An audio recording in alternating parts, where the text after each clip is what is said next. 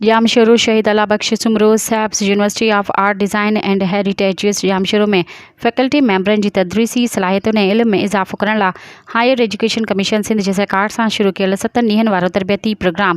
Training of trainers पुॼाणी ते पहुतो। Training दौरान मुअसर तदरीस जा तरीक़ा, निसाब जी तरक़ी, साइकोमोटर डोमेन OBA जो मुतारिफ़ करण, हायर एजुकेशन कमीशन जी पॉलिसियुनि, अख़लाक़ियात, पेशेवराणो रवैयो, आर्ट ऐं डिज़ाइन जे तालीम लाइ हिदायती डिज़ाइन, असराइती तहक़ीक़, शागिर्दनि जी काउंसलिंग,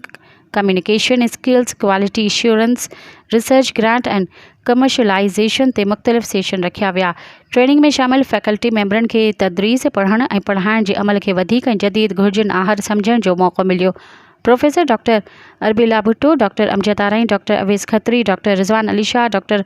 आगा Ahmed Nabi, doctor Nasrullah Pirzado, doctor M Murad Memon, doctor Shoaib Ahmed, doctor Banafsha Syed, doctor Kabir Devrani ऐं आर्किटेक्ट फ़हद निज़ामणी, अब्दुल मालिक चन्ना, इसरा जान ऐं उज़मा आदिसर ट्रेनिंग सेशन में लेक्चर ॾिना। मज़ीद ख़बरनि ऐं तफ़सीलात लाइ विज़िट कयो असांजी वेबसाइट www.awamiNewsHD.com ऐं ॾिसंदा रहो अवामी न्यूज़ HD।